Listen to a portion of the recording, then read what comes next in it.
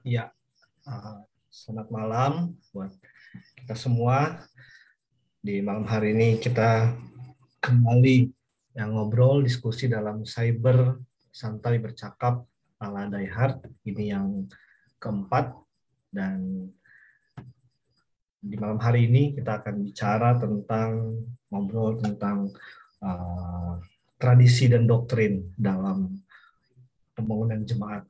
Apa itu pentingnya tradisi dan doktrin, terutama di gereja yang mengaku dirinya bahwa gereja itu gereja yang konvensional. Gitu. Nah, untuk itu di malam hari ini kita uh, akan bercakap-cakap dengan santai bersama kawan bercakap, rekan bercakap kita, yaitu Bapak Pendeta Henry Mulyana Senjaya.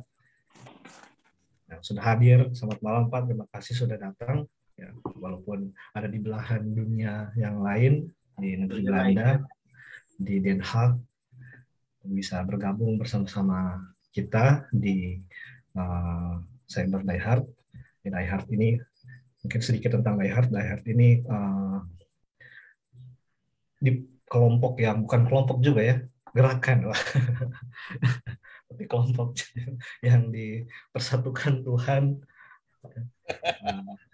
dengan nilai-nilai voluntarisme atau bersama-sama memperjuangkan nilai-nilai kerajaan Allah. Wah, kira-kira kayaknya berat ya. Nah, dan Cyber ini biasa dengan simpatisan dari Die Hard yang ikut bercakap bersama. Nah, di Die Hard ada Pendeta Henry Siasale, itu kita sebut moderator. Ada Pendeta Aurelius Kurawo, nah, sekjennya gitu. Ada anggota-anggotanya yang hadir, ada saya, ada Mas Agus Indro Sasmito. Nah, kami lintas lintas generasi, lintas kampus, alma mater, tapi kita bisa bergabung bersama. Misalnya ada Pendeta Lius dari Satya Wacana, Mas Agus juga dari apa? Oh, sorry, dari Duta Wacana. Nah, ada juga simpatisan Die Hard yang hadir. Terima kasih. Malam hari ini ada Bu Pendeta Didi Tohata dan Pak Pendeta Nikodemus Bunga. Jadi telah hadir bersama kita Pak Henry Mulyana Sanjaya, menyelesaikan pendidikan teologi di STT Jakarta, kemudian di Fakultas Kepausan Teologi Weda Bakti, Universitas Sanata Dharma, Yogyakarta untuk tingkat kedua tuh Pak ya, lisensiat teologi ya. Dan sekarang melanjutkan pendidikan PhD bidang spiritualitas dan teologi Ortodoks Timur Rusia di Vrije Universiteit Amsterdam. Beliau adalah pendeta GKI dengan basis pelayanan di GKI Samanhudi dan sedang ditugaskan juga menjadi dosen di Fakultas Teologi Duta Wacana Yogyakarta. Begitu, betul Pak ya informasinya. Kita langsung saja. Ini tentang tradisi dan doktrin. Jadi GPIB itu sendiri dalam perjalanan sejarahnya telah menyatakan bahwa kita adalah gereja yang bisa disebut gereja yang konvensional, karena kita juga punya pemahaman iman sebagai teologi gereja, dan ini juga hasil dari keberadaan GPIB sebagai gereja yang ekumenis dan juga gereja yang kontekstual. Nah, malam hari ini kita juga mau belajar bagaimana sebenarnya pentingnya tradisi dan doktrin itu di dalam kehidupan gereja, terutama dalam pembangunan jemaat. Langsung saja ke Pak Henry, silakan Pak. Terima kasih. Ya, selamat malam teman-teman.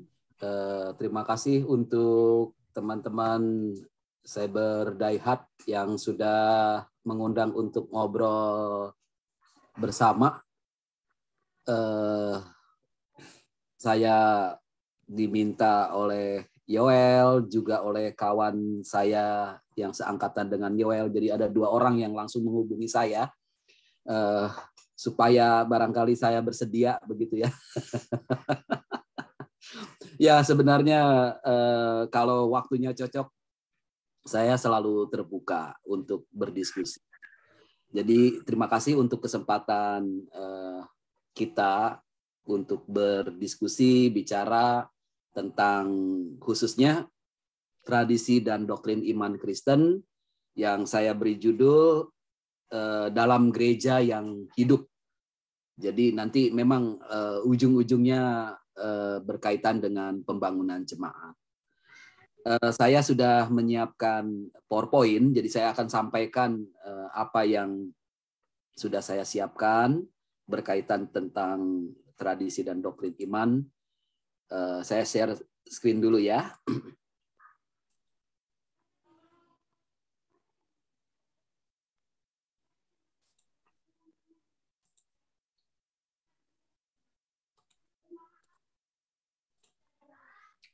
Ya ini judul yang saya buat.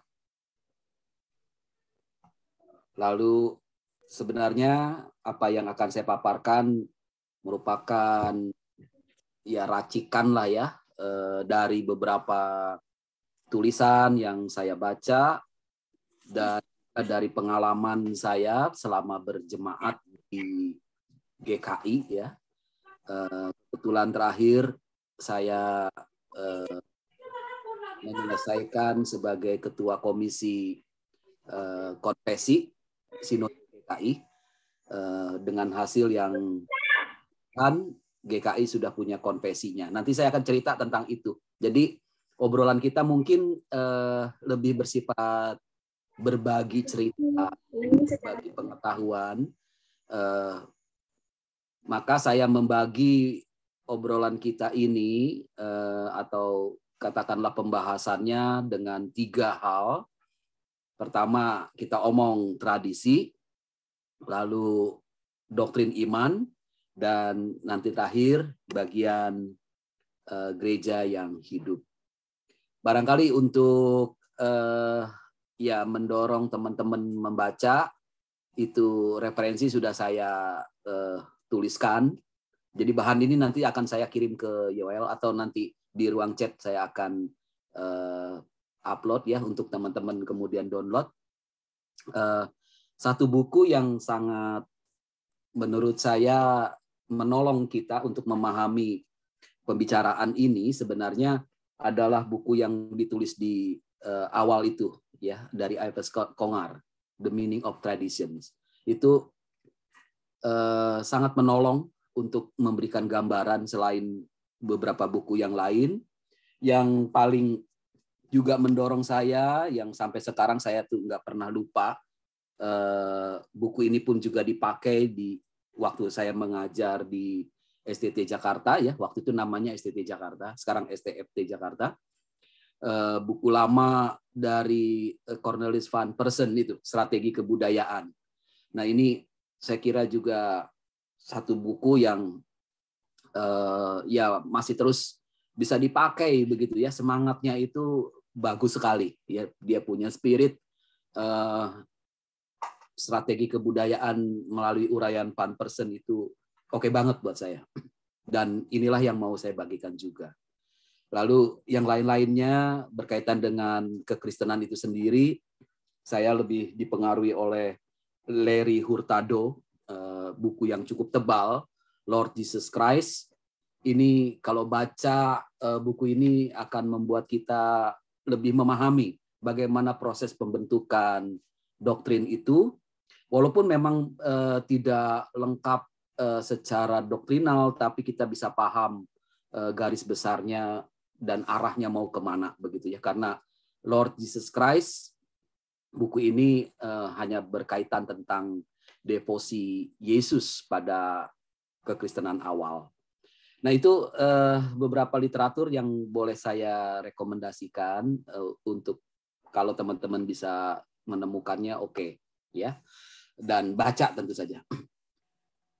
Kita omong tentang tradisi.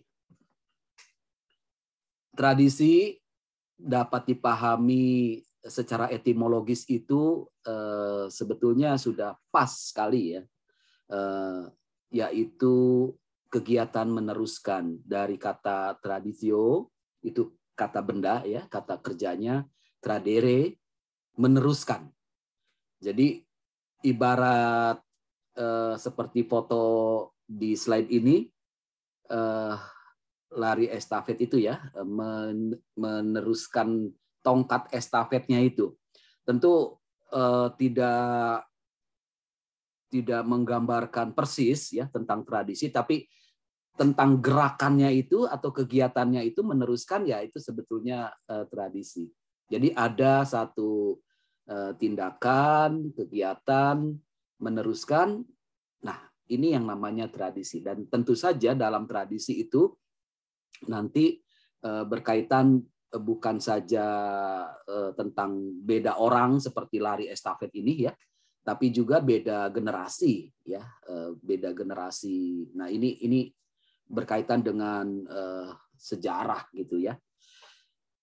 Lalu yang disebut tradisi, kegiatan meneruskan itu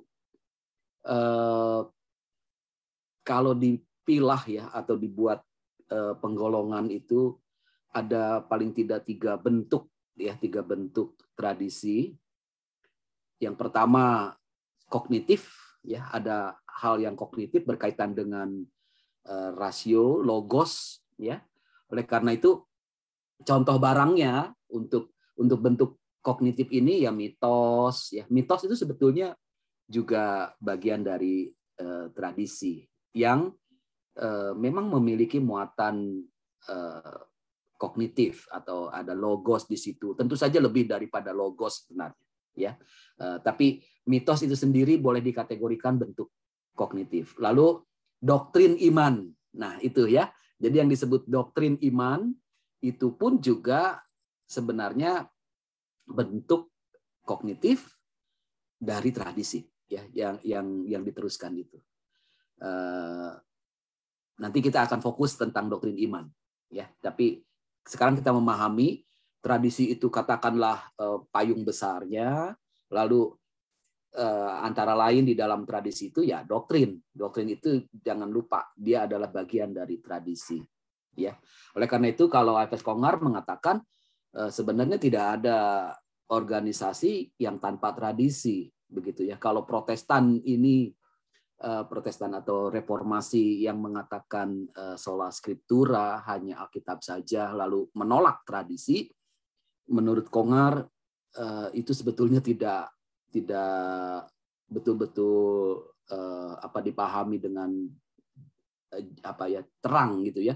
Kalau nggak mau disebut tidak jujur gitu ya, bahwa dalam tradisi atau kelompok reformator ya, reformasi sebenarnya juga tradisi itu ada gitu ya. Jadi karena doktrin iman itu bagian dari tradisi. Itu yang pertama. Bentuk yang kedua ekspresif, yaitu berupa seni ya, ritus liturgis, termasuk di dalamnya juga sakramen ya, sakramen. Segala hal berkaitan dengan ibadah ya, liturgi. Nah, itu adalah tradisi ya. Jadi termasuk seni di sini arsitektur ya, bentuk bangunan gereja kah ya, termasuk simbol-simbol ya, itu bagian dari tradisi. Lalu yang ketiga adalah bentuk pragmatis ya, atau praktis sebetulnya, alias sesuatu yang dipraktekkan ya, berkaitan dengan sikap, berkaitan dengan perilaku. Maka yang namanya hukum, lalu etika, dalam hal ini panduan etika dari gereja tertentu gitu ya, itu semua bagian dari tradisi. Nah, dari sini mudah-mudahan jadi lebih terang ya, bahwa tradisi payung besar dengan bentuk-bentuknya itu ya kognitif, ekspresif, dan pragmatis. Lalu bagaimana sarana yang dipakai dalam meneruskan? Paling tidak juga 3 ya, saya bisa sebut 3. Pertama suara. Ya. Suara di sini tentu kalau misalnya bercerita itu yang disebut dengan tradisi lisan ya, disampaikan dengan suara itu ya. nyanyian pun juga merupakan sarana untuk meneruskan tindakan meneruskan atau yang disebut tradisi tadi itu, ya. Lalu yang lain adalah gerak, ya, gerak di sini. Kalau teman-teman pendeta ya dalam sakramen itu kan ada beberapa gerak ya, mengangkat roti misalnya ya ketika sakramen perjamuan kudus, hal-hal seperti itu ya. Jadi gerak-gerak liturgis itu masuk pada bagian hal ini sebagai sarana ya, sarana yang menjadi bagian tradisi itu, sarana dalam tradisi. Lalu tarian liturgis ya itu pun juga sama. Dan yang ketiga adalah tera. Saya memakai istilah tera ketimbang langsung menyebut tulisan ya. Karena ternyata gambar itu juga gambar kan bukan tulisan ya, tapi gambar itu disebut tera ya. Gambar, tulisan itu tera.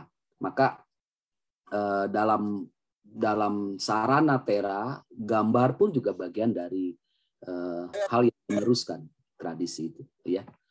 Nah itu 3 sarana dari tradisi. Lalu oleh karena berkaitan dengan ruang dan waktu, sejarah dunia kehidupan, dalam tindakan meneruskan itu ya, dalam tradisi itu ada yang namanya kontinuitas, itu pasti ya, ada sesuatu yang berlanjut. Kan kalau tidak berlanjut ya bukan tradisi namanya ya. Ada sesuatu yang berlanjut, tapi ternyata ada yang tidak gitu. Ada yang tidak berlanjut. Ada diskontinuitas. Nah, 2 hal ini menjadi bagian yang disadari sebetulnya ya dalam teori-teori evolusi kah, teori transformasi ya, kontinuitas dan diskontinuitas, termasuk juga berkaitan dengan tradisi itu. Jadi ada yang continue, ada yang discontinue. Bagaimana kalau tetap continue tanpa diskontinuitas? Itu tampaknya tidak mungkin gitu ya, mustahil. Karena dalam teorinya ya ini berkaitan dengan sekali lagi ruang dan waktu. Ruang dan waktu itu, ruang ini berarti konteks ya, konteks setempat. Waktu itu berkaitan dengan zaman ya, zaman yang pasti antar generasi itu sudah berbeda. Kita bicara mengenai waktu saja sudah berbeda ya, perkembangan pemikiran kah, budaya ya sudah berbeda.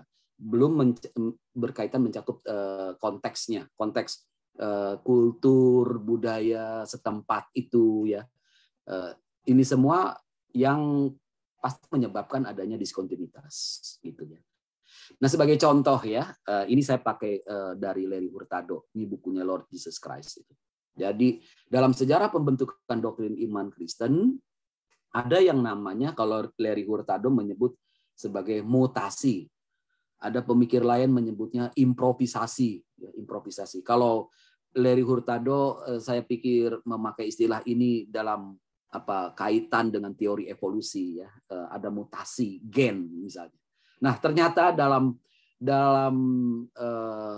satu perjalanan sejarah ada yang namanya mutasi dalam kultur itu ya. Jadi mutasi dalam hal doktrin iman pun juga terjadi ya. Ini Hurtado menunjukkan bahwa ada satu mutasi, satu diskontinuitas ya, ada kontinuitas tapi juga ada diskontinuitas, yaitu iman yang awalnya, jadi kekristenan awal itu teman-teman tentu kita sudah tahu ya sebetulnya di kelas-kelas teologi ya, iman yang binitarian ya, iman kepada Allah dan iman kepada Yesus Kristus. Yes, jadi itulah awal kekristenan. Dan saya terkejut ya, ini intermezzo. Saya terkejut, jadi 2 minggu lalu saya konferensi di Hungaria, lalu ada beberapa profesor mengatakan kami masih binitarian, ya, jadi tidak trinitarian. Karena waktu itu saya bicara menyinggung tentang pentingnya doktrin trinitarian, lalu ditanggapi dengan kami tradisi binitarian. Oh, saya terkejut ya, jadi ada yang masih binitarian itu. Ya. Jadi ya memang pertanyaannya kalau begitu berarti kelompok ini tidak, atau paling tidak profesor ini tidak begitu menempatkan Roh Kudus, ya. Karena perkembangan pembentukan doktrin iman Kristen paling belakangan itu adalah doktrin tentang Roh Kudus. Ya, jadi saya sudah tulis itu di Gema Theologica, ya, di jurnal Gema Theologica. Teman-teman boleh akses itu, tinggal cari aja ya di Google, ntar ketemu, download aja gitu ya. Sudah open access toh. Nah, jadi ternyata doktrin Roh Kudus itu belakangan gitu ya. Dan Larry Hurtado membuktikan itu juga. Ya. Bagaimana awalnya binitarian, kemudian jadi trinitarian, ya. Dan nanti pun trinitarian ini ada semacam warna-warninya, ya. Ada yang lebih Agustinian, ya, yang tradisi Barat, ya, dengan appropriatio-nya itu. Lalu ada yang perikoresis, ya. Nah, ini yang katanya Timur. Tapi sekarang sudah saling ini ya, teman-temannya sudah saling belajar, jadi tidak ada lagi pembedaan yang begitu detil, ya. Semangatnya sekarang appropriatio juga oke, artinya Barat oke, Timur juga oke dengan perikoresisnya, begitu ya. Ini saling melengkapi. Ini kesadaran belakangan, ya. Tapi awalnya ya warna-warni trinitarian itu juga kentara banget, ya.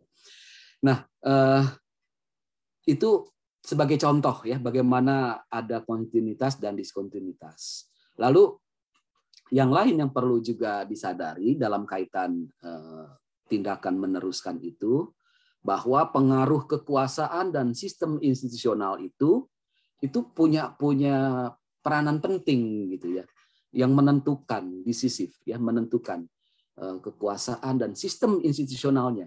Dan ini berkaitan dengan intergenerasi, artinya satu generasi dengan sistem tertentu, ya, mungkin nanti generasi berikutnya sistemnya sudah beda lagi, dan ini pun juga bergantung pada kekuasaan yang ditegakkan itu, gitu ya. Ini kan berkaitan dengan konsensus atau kesepakatan. Ya, jadi yang namanya pembentukan doktrin iman Kristen bagaimanapun ujung-ujungnya ini berkaitan dengan kesepakatan. Ya. Jadi kalau kita ingat di tahun 320-an ya, sebetulnya perkembangannya itu abad keempat lah, abad keempat, kelima. Bagaimana perumusan iman itu ya hasil dari konsili-konsili, ya. Jadi ketika konsili atau persidangan para uskup itu menegaskan, menetapkan ini loh yang diterima, maka itu yang menjadi bagian dari doktrin iman gereja. Itu ya. Jadi bergantung sekali lagi kekuasaan dan sistem institusionalnya.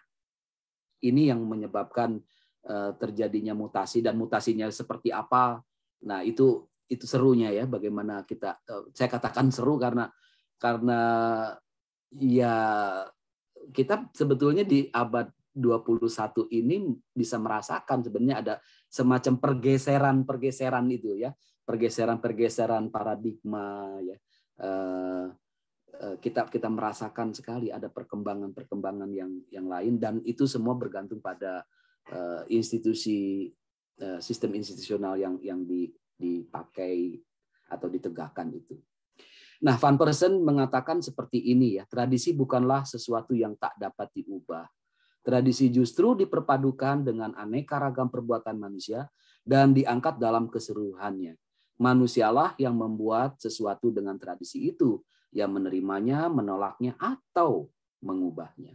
Jadi pengertian tradisi dalam pandangan Van Persen juga sesuatu yang dinamis, ya, sesuatu yang memang mengalami perkembangan. Semua ada di tangan manusia. Ya, dan manusia itu ya tentu saja bukan perorangan. Saya harus mengatakan agak sulit kalau perorangan ya. Tapi manusia di sini adalah mereka yang punya kuasa dan punya sistem institusional. Ya, jadi ini berkaitan dengan institusi. Lalu berikutnya sekarang kita coba fokus tentang doktrin iman. Ya,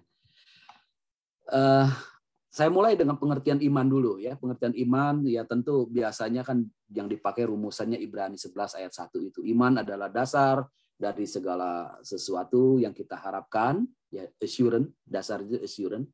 Lalu bukti conviction dari segala sesuatu yang tidak kita lihat. Ya. Dengan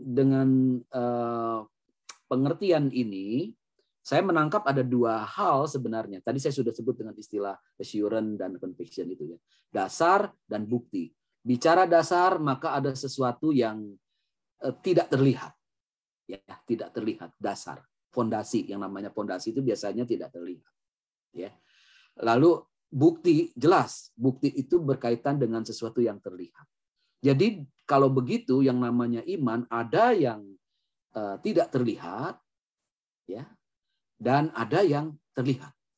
Jadi tidak bisa dipisahkan ini. Kalau kita mau mengambil pengertian iman dari Ibrani 11 ayat 1, maka kita sadar, oh iman itu ada yang tidak terlihat, tapi sekaligus juga, sekaligus juga terlihat. Ya, dengan demikian ini menjadi utuh. Ya, kalau dipisahkan nantinya jadi agak salah kaprah begitu. Ya, nanti saya akan jelaskan lebih lanjut tentang ini. Nanti ada implikasi praktisnya. Ya, mengapa saya mengingatkan tentang hal ini? Iman ada katakanlah dimensi yang terlihat, ada yang dimensi tak terlihat itu, ya, atau dibalik boleh saja. Ya, tapi dua hal itu tidak boleh dipisahkan. Lalu, ya saya ambil gambar ini ya. Jadi teman-teman gambar ini atau foto ini mau menunjukkan seorang pria yang memberikan bunga ya kepada seorang ya perempuan. Kira-kira di situ yang terlihat apanya? Yang terlihat ya tentu bunganya ya. Ya bunganya yang terlihat itu ya. Maka yang terlihat itu kan bisa ditafsirkan macam-macam untuk mengetahui yang tak terlihatnya apa. Ya, yang tak terlihatnya ya ada di dalam hati si pria ini toh. Ya bisa cinta gitu kan. Bisa juga ada satu ya kepentingan tertentu ketika memberikan bunga ini. Yang tak terlihat itu ada di dalam diri atau di dalam hati si pria ini kan, ya. Nah, tapi tindakan ini, ya ini hanya untuk sebagai sebuah penggambaran saja. Ini mau menunjukkan bahwa, kalau kita katakan yang tak terlihat itu hati dari si pria ini adalah cinta, begitu ya, kasih misalnya. Lalu ditunjukkan dengan bunga. Nah, inilah ya, jadi inilah yang disebut sebagai gerak dari atau katakanlah ekspresi iman itu ya. Nanti saya omong tentang ekspresi iman. Iman kalau kita telusuri secara etimologis, believe itu menarik sekali. Karen Armstrong pernah menguraikan di bukunya Case for God ya, atau bahasa Indonesia itu masa depan Tuhan kalau tidak salah ya, diterjemahkan.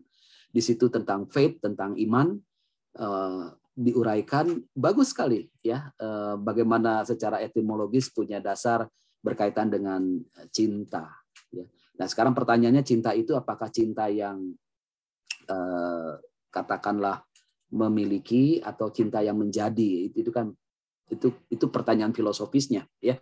Kalau cinta yang memiliki, maka mencintai di sana sebagai tindak, katakanlah iman itu sama dengan mencintai yang memiliki, maka pastilah dia akan memegang teguh, namanya memiliki ya, memegang teguh. Kalau bisa nggak boleh dilepaskan, agak posesif sebetulnya ya, agak ya posesif, ingin yang namanya memiliki ya. Tapi kalau pengertiannya menjadi, ini menarik lagi ya, menjadi ya, di sana cinta itu menjadi ya, maka iman yang menjadi itu adalah iman yang berproses sebenarnya. Ini yang mau saya sampaikan ya dalam percakapan kita ini sekarang. Saya cenderung mau menjadikan iman yang menjadi, gitu ya. Bukan iman yang memiliki. Ya, iman yang memiliki cenderung nantinya ya posesif tadi itu, ya. Mempertahankan kontinuitas saja, yang diskontinuitasnya tidak ada, tidak nampak. Walaupun tadi saya katakan ya, secara naturalnya tidak mungkin sebenarnya tidak ada diskontinuitas, ya. Nah, kalau begitu mestinya kan iman yang menjadi, gitu ya. Nah, ini sekali lagi supaya kita kritis. Kalau begitu yang jadi persoalan sebenarnya adalah institusi. Karena tadi kan saya katakan ya, institusi itulah yang punya pengaruh dalam rangka menegakkan iman, doktrin iman itu. Nah, saya menyinggung satu hal tentang iman, pengharapan, dan kasih yang berkaitan erat, ya. Tentang kasih atau cinta sudah saya ungkapkan, pengharapan pun juga sama. 3 hal ini yang biasa disebut di dalam teologi Katolik itu keutamaan teologal, ya.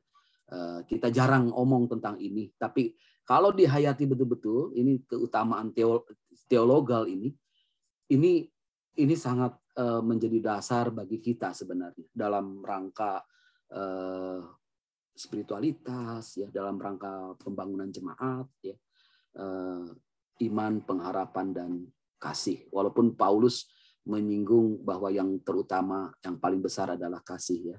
Tapi bagi saya ketiga hal ini tidak terpisahkan sebenarnya.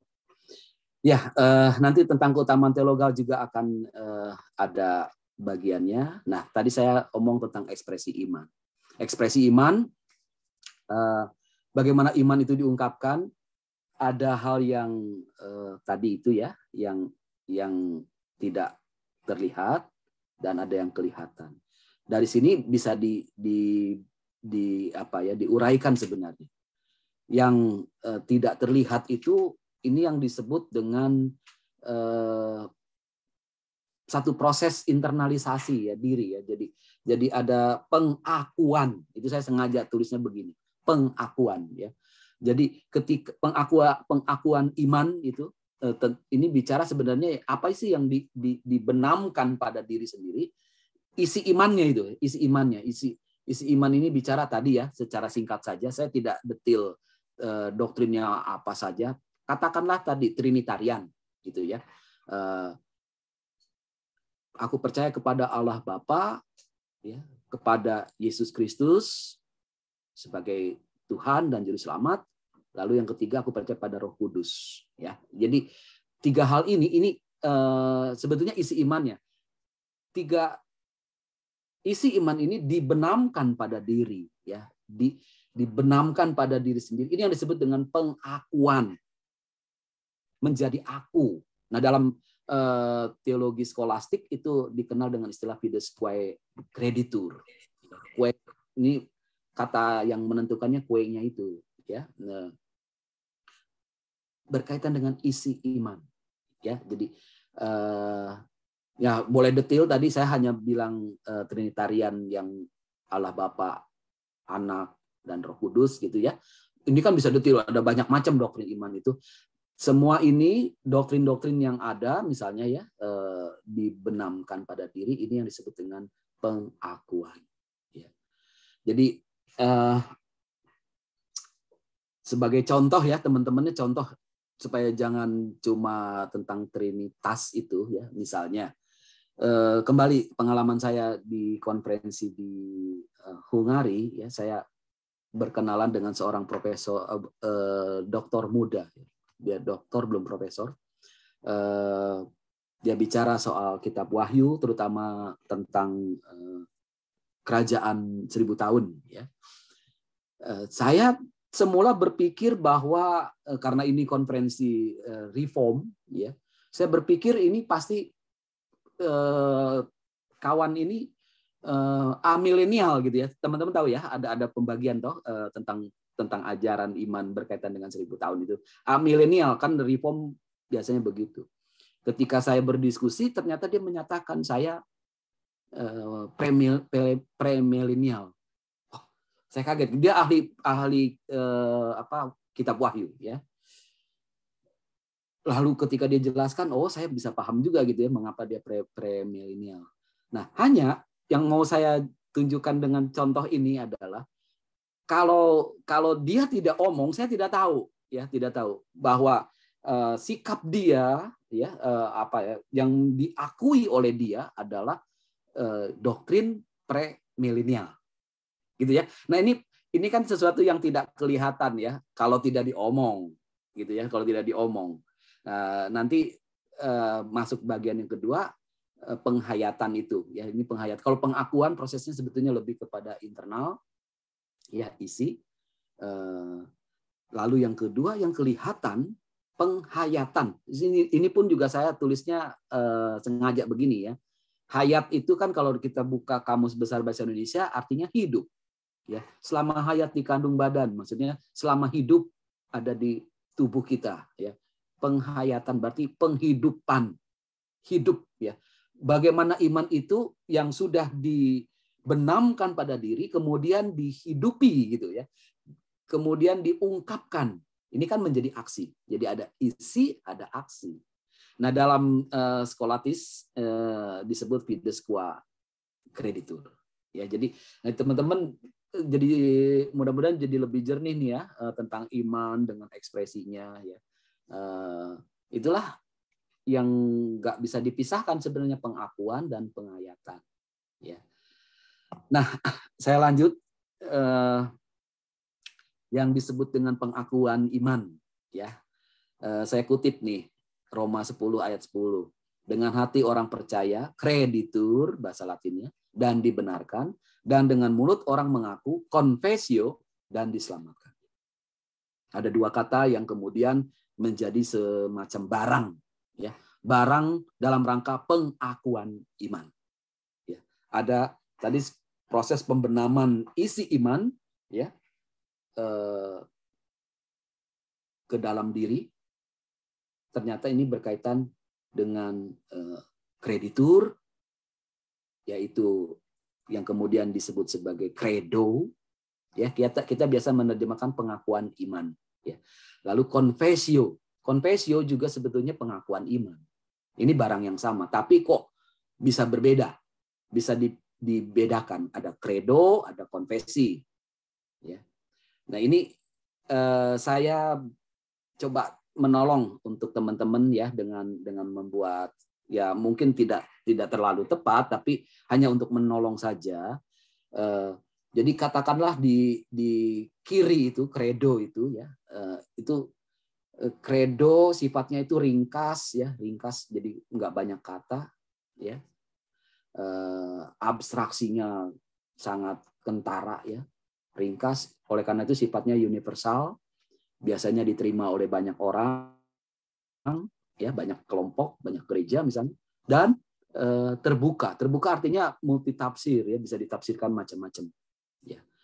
Jadi semakin ke kiri, semakin sifatnya credo yang sederhana. Tadi misalnya ya dalam iman yang binitarian itu, aku percaya kepada Allah dan Yesus Kristus sebagai Tuhan dan Juru Selamat. Cukup segitu ya. Jadi itu sebagai syahadatnya ya, atau credo. Hanya segitu ya. Ini kan ringkas, universal, terbuka ya.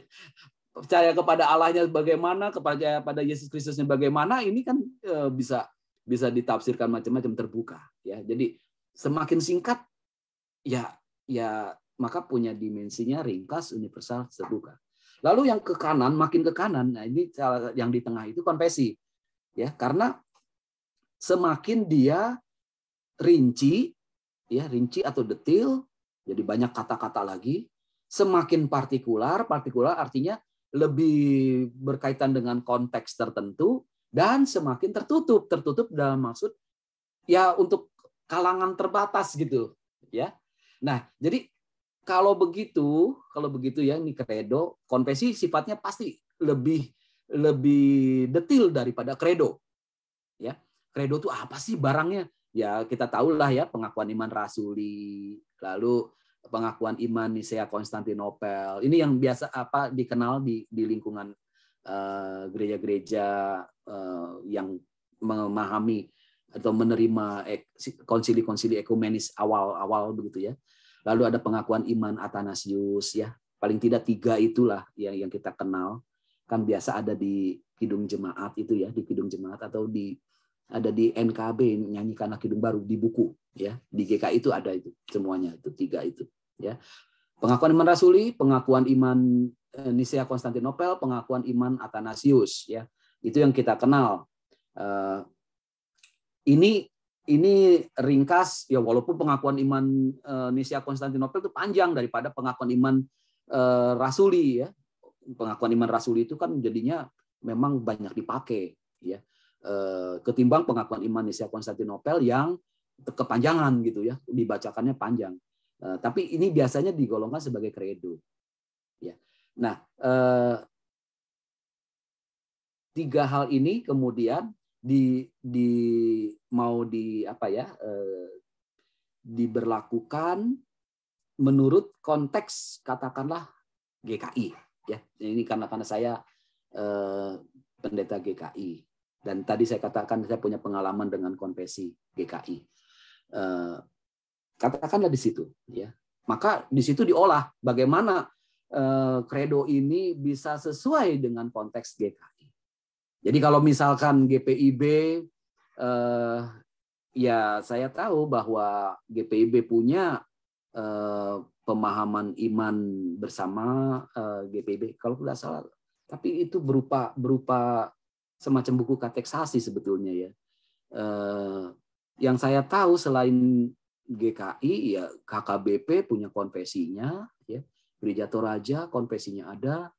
Tapi kalau jujur waktu saya riset kecil tentang konfesi, yang GPIB itu saya mengalami kesulitan ya, karena jadi saya kumpulkan kan semua konfesi-konfesi yang ada di Indonesia itu, karena dia berupa semacam buku katekesasi.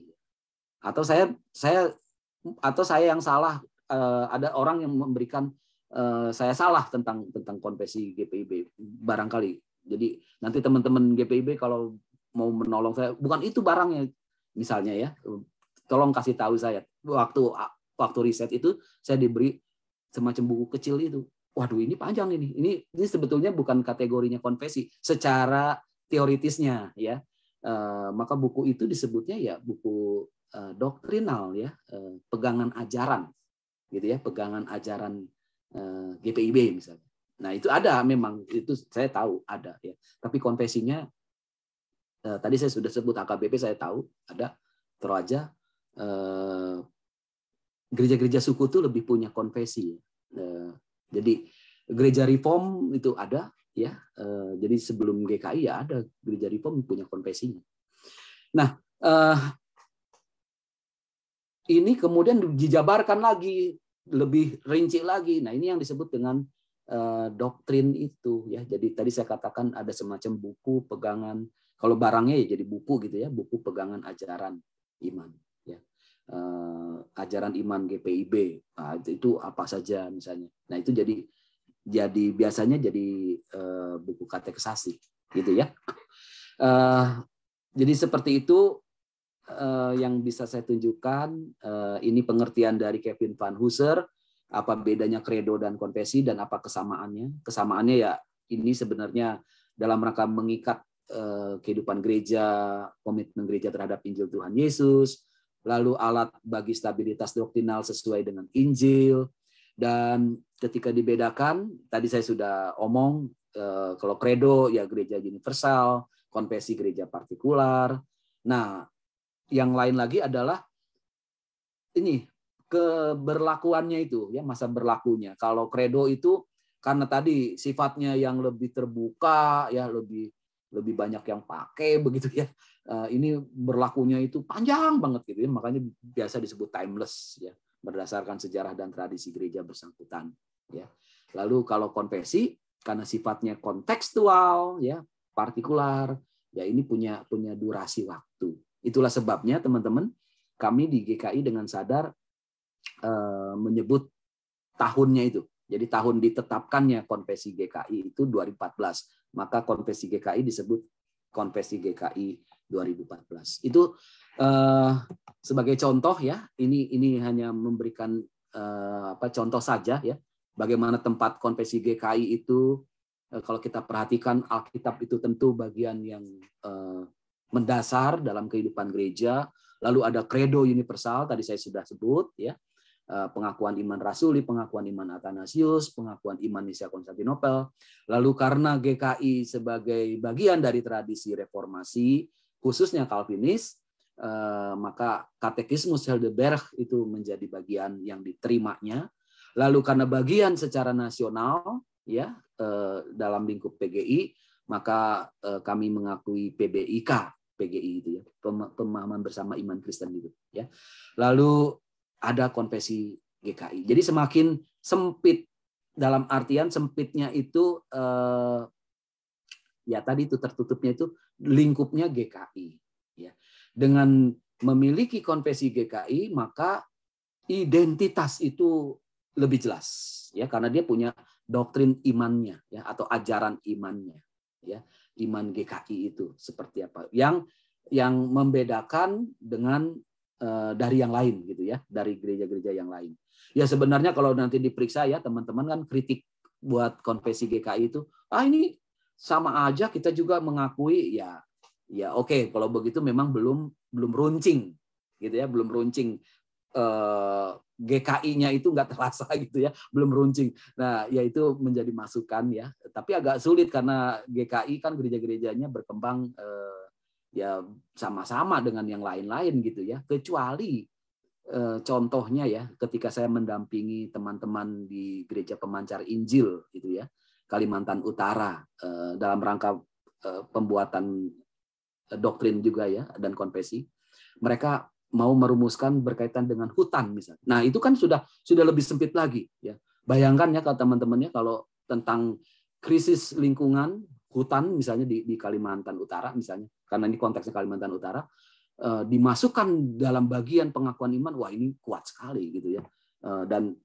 Dan identitasnya jelas sekali ya. Jadi lebih khusus, lebih khas gitu.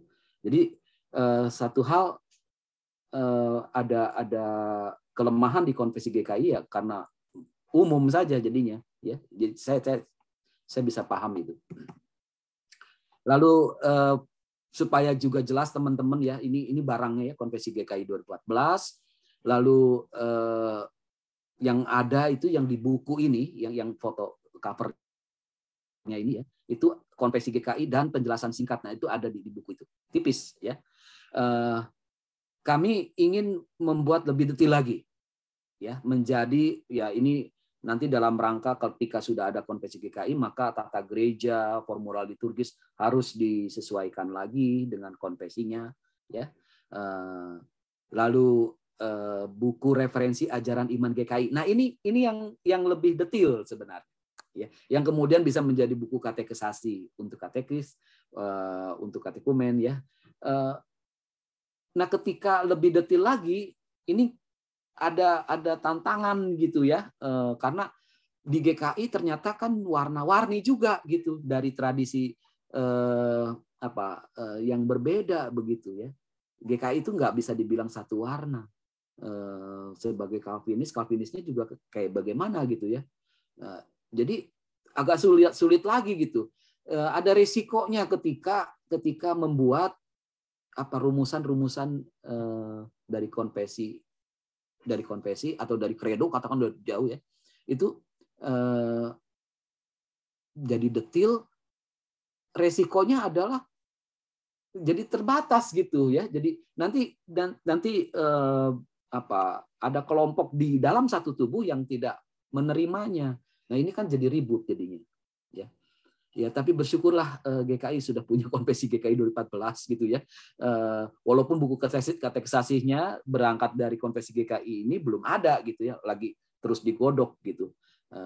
Ini kesulitannya besar sebenarnya karena tetap mau punya doktrin-doktrin yang jelas, buku pegangan ajarannya gitu ya, yang lebih detail, tapi menyatukan. Nah, itu kan tantangannya saya akui susah sekali gitu ya.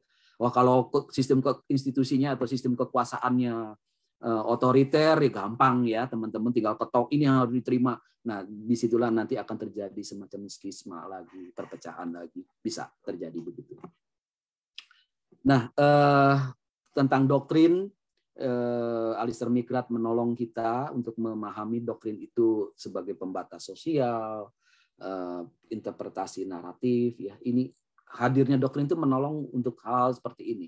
Ya, pembatas sosial maksudnya adalah jadi identitas tadi itu ada yang khas ya dari kelompok ini gitu.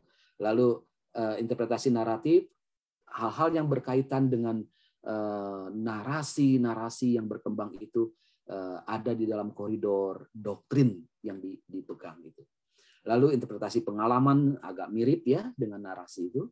Lalu yang keempat, bagaimana menegaskan kebenaran. Tentu kebenaran dimaksud adalah yang dihayati ya, dihidupi oleh institusi gereja tersebut gitu ya. Jadi tidak bisa kita katakan kebenaran yang besar ya, kalau buat saya nggak bisa ya, ya kebenaran yang sifatnya institusional. Lalu nah ini menolong ya, satu buku dari David Buscard ya, dia mengingatkan doktrin iman Kristen seharusnya ditempatkan dalam semangat hospitalitas teologis, ya, theological hospitality. Ini bukunya, An Invitation to Theological Hospitality. Sehingga jadi teologis yang ramah gitu ya, sehingga gereja hadir bukan hanya sebagai organisasi pro-faith ya, tetapi juga sebagai organisme yang hidup demi memuliakan Tuhan dan merayakan kehidupan. Biasa kan kita sebut gereja itu kan organisasi non-profit gitu ya. Saya mengajak teman-teman untuk dibuang itu karena istilah non-profit di situ hanya untuk mengkontraskan dengan perusahaan toh ya. Perusahaan itu sebagai organisasi profit, gereja bukan non-profit. Nah, apa namanya? Lebih teologis lah kalau kita katakan organisasi profit gitu ya. Ya ini mentang-mentang memang lagi bicara iman ya. Profit yang memang mengedepankan iman itu ya. Jadi dalam arti yang hidup berangkat dari iman yang ada, yang dihayati, dan yang utama juga dia harus berlaku sebagai organisme. Kongar dia mengatakan sebagai organisasi, ini menarik ya. Dia gereja itu adalah realitas organik yang kompleks ya. Jadi organisme sesuatu yang hidup kompleks tapinya gitu ya. Ya itulah realitanya gitu ya yang menjadi kehidupan gereja. Tapi justru dengan menghayati kompleksitas gereja seperti semacam itu, di sini kita mendapat apa ya, semacam tantangan ya, bersama dengan Roh Kudus kita hayati ada kreativitas untuk mengelola ya, untuk mengelola semua hal yang kompleks dalam gereja gitu ya. Nah, ini teman-teman berkaitan dengan pengakuan iman ya. Lalu bagian ini sebagai tambahan dari saya ya, untuk mengajak kita jangan cuma omong tentang pengakuan itu, tapi penghayatannya juga. Jangan lupa itu. Supaya kita semakin utuh tadi itu ya. Kadang-kadang cuma pengakuan iman aja gitu ya. Penghayatannya tidak diomong. Karena saya ingat dengan surat Yakobus ini ya, teman-teman tentu tahu kan, demikian juga halnya dengan iman, jika iman itu tidak disertai perbuatan, maka iman itu pada hakikatnya mati. Jadi iman itu perlu hidup gitu ya, perlu dihidupi, dihayati gitu ya. Penghayatan iman tampak melalui aksi atau tindakan. Nah, ini yang apa ya, perlu diingat. Ada doksologis, profetis, etis ya. Ambil contohnya ya ini ya, Maria yang meminyaki kaki Yesus dengan setengah kati minyak narwastu, menyeka dengan rambutnya. Contoh yang lain lagi Zakeus misalnya ya. Tindakan-tindakan dia itu tampaknya dalam rangka respons anugerah sebenarnya. Ya, respon anugerah. Ada doksologis teman-teman pasti paham ya. tindakan satu penyembahan, lalu ada profetis, sesuatu yang memang suara kenabiannya, ya, dan etis yang lebih berkaitan dengan praktis. Nah, mengapa bicara penghayatan iman? Karena ini berkaitan erat dengan spiritualitas, ya, biasa seperti ini. Maka kalau kita memahami tulisan Marcus Borg, ya, The Heart of Christianity, di situ Borg ini dengan apa ya, menurut saya dengan sederhana tapi juga sangat menolong, ya, memaparkan apa itu iman, ya, dan tampaknya Borg mau mengajak para pembacanya itu menghayati iman bukan stop pada asensus itu. Asensus itu memberi persetujuan. Jadi artinya ketika di kelas kateksasi deh, ya. Jadi pintu dibuka itu sebetulnya ya tentang doktrin-doktrin iman yang dipelajari itu, ya, atau bisa dibaca itu, ya. Itu terbuka kan. Kita ikut kateksasi misalnya, atau jemaat ikut kateksasi. Itu kan sebenarnya sedang dibuka pintu itu, ya. Nah, nanti di akhir kateksasi itu kan ada semacam jawaban kan. Kalau di GKI sih seperti itu, ya. Kira-kira apa jawabmu sebelum nanti entah di CD atau dibaptis toh. Jadi ada persetujuan. Nah, ketika mengatakan ya, aku percaya, itu asensus, ya. Jadi bagaimana apa yang dipelajari itu aku terima. Tadi kan pengakuan prosesnya begitu. Aku menerimanya, menyetujuinya, ya, asensus. Nah, ini masih belum mendalam gitu, ya. Kalau saya bisa menghayati Borg itu, tulisan Borg, belum mendalam. Mesti ada langkah berikutnya bahwa iman itu berkaitan dengan ketaatan, ya, fidelitas. Lalu lebih lagi fidusia, mempercayakan diri. Dan Marcus Borg mengajak supaya iman itu juga sebuah visio, ya. Bagaimana hidup yang melihat dan berjalan. Ini kan berarti sebuah proses, ya. Oleh karena itu saya tadi mengatakan iman yang menjadi, ya, yang terus berproses. Dan ya tentu saja karena saya seorang Kristen, maka yang menjadi pemandu saya dalam perjalanan hidup saya adalah Yesus itu, ya. Yesus yang di depan, gitu, ya. Lalu kalau kita bisa sampai di sana, ya ini namanya spiritualitas yang berjarahan itu. Nah, terakhir kita omong tentang gereja yang hidup. Gereja yang hidup adalah gereja yang ekspresi imannya aktual dan konkret, ya. Jadi saya ambil dari buku yang cukup tebal, ya, teman-teman bisa beli di BPK Gunung Mulia itu, ya. Terpanggil untuk mengakui iman, ya, Grun. Dia mengatakan gereja yang dewasa harus merumuskan jawaban atas hal-hal yang sekarang ini ternyata penting. Suatu pengakuan iman harus aktual dan konkret. Nah, jadi semacam ajakan sebenarnya dari Grun supaya gereja itu kalau dalam geraknya harus berangkat dari pengakuan imannya. Jadi dari ekspresi iman yang aktual dan konkret itu. Nah, di situ tadi kita sudah omong tentang credo, konfesi, dan doktrin. Maka kalau kita mau menjadikan gereja kita hidup, ya, maka ekspresi iman yang berupa pengakuan iman itu, entah kredonya, ya kalau kredonya oke lah kan sudah ada, ya, karena sejarah tradisi gereja kita, ya. Lalu mungkin konfesinya yang mesti aktual dan konkret. Belum lagi nanti ke doktrinnya, ya, doktrinnya itu. Gereja yang hidup adalah gereja dalam semangat aggiornamento. Saya pakai istilah Itali, mau menegaskan tentang gereja yang sebetulnya gereja yang reformasi ya sebetulnya. Tapi istilah ini menarik perhatian saya, aggiornamento. Saya memperkenalkan pada teman-teman. Artinya sebenarnya hidup menurut konteks kekinian dalam fleksibilitas kinerja dan keteguhan prinsip, itu pengertian aggiornamento. Ya, jadi konteks kekinian itu menjadi bagian perjalanan hidupnya, tapi dalam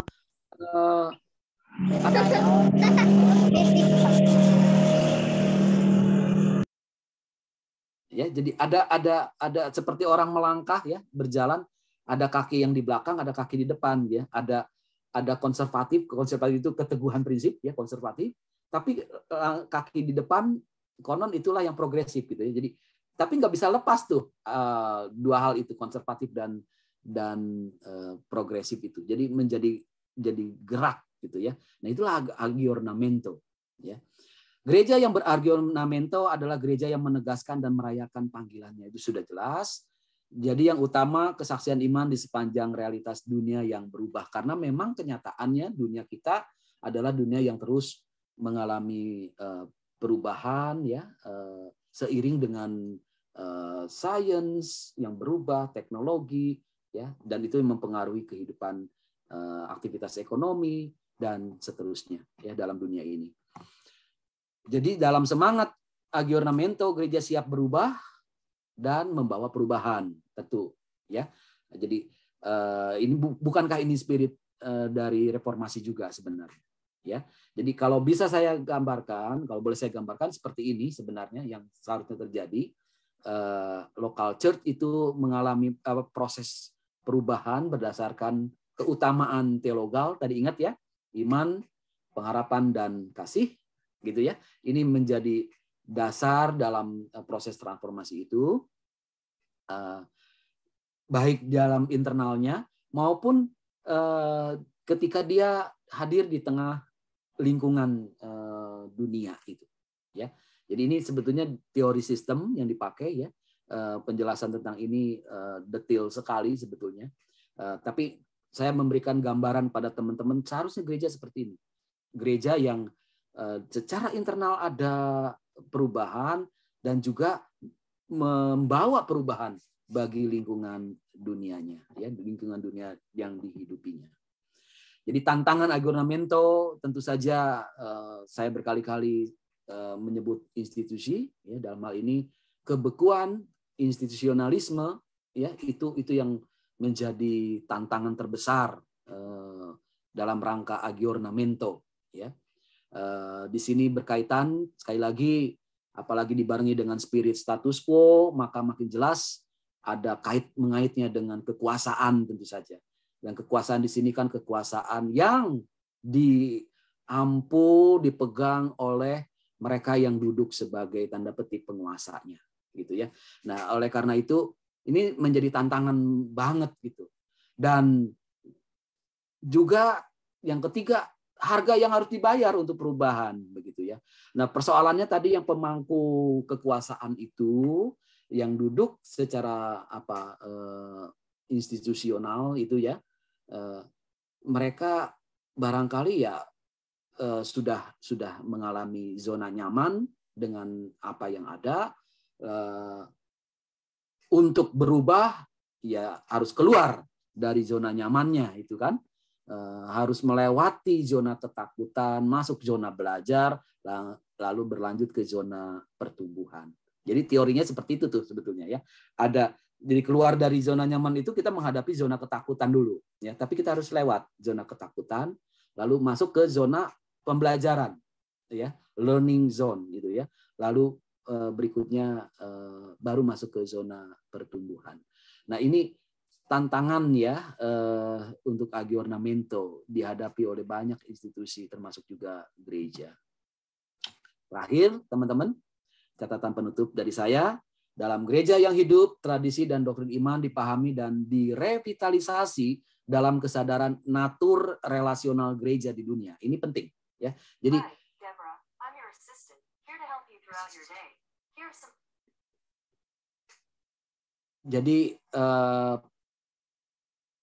natur gereja itu bukan cuma sebagai eksistensi sebetulnya ya, tapi juga sebagai, ada istilahnya yang ya memang relatif baru, seksistensi. Nah, ini seksistensi. Kok seks ya?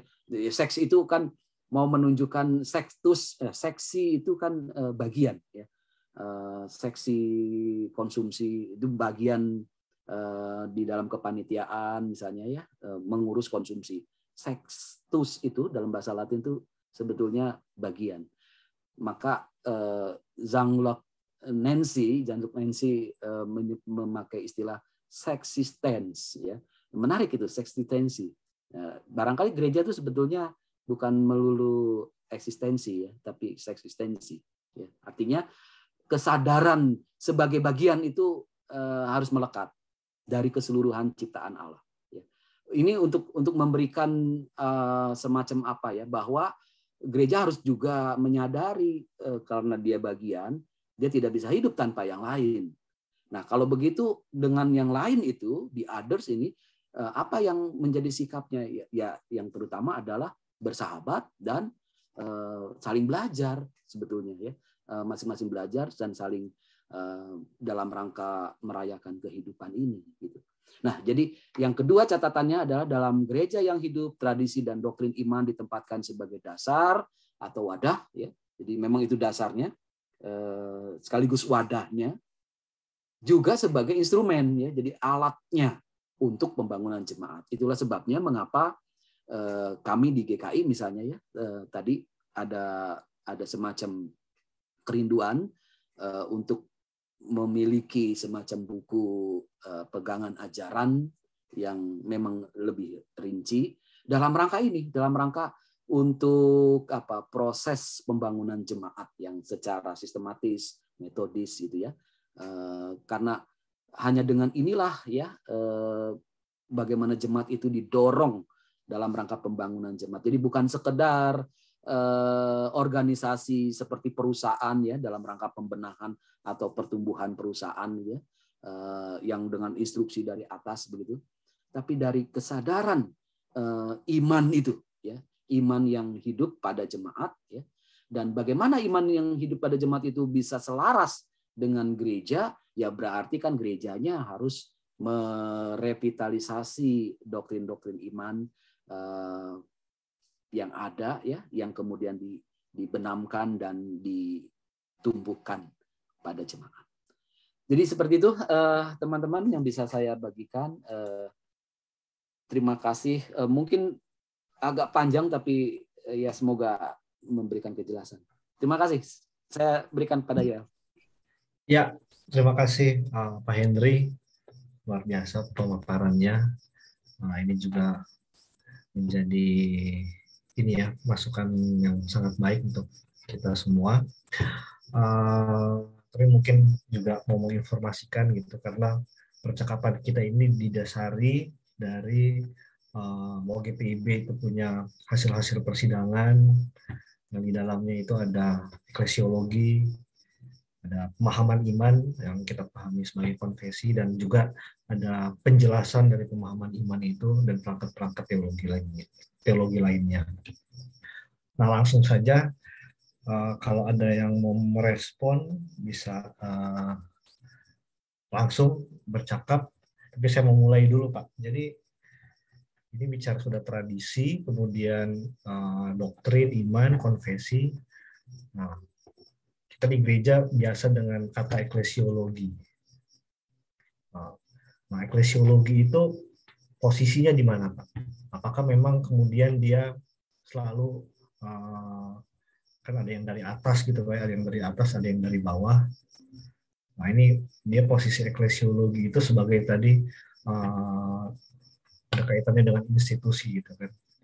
Itu dia punya tarikan antara yang dari atas dan dari bawah itu, dan posisinya bagi konfesi gereja lah, itu di mana Pak? Yang lain juga boleh, silakan. Ya, saya jawab dulu yang ini ya. Jadi eklesiologi itu kan salah satu boleh dikatakan doktrin iman tentang gereja. Itu sederhananya kan begitu ya. Eklesiologi itu doktrin iman tentang gereja.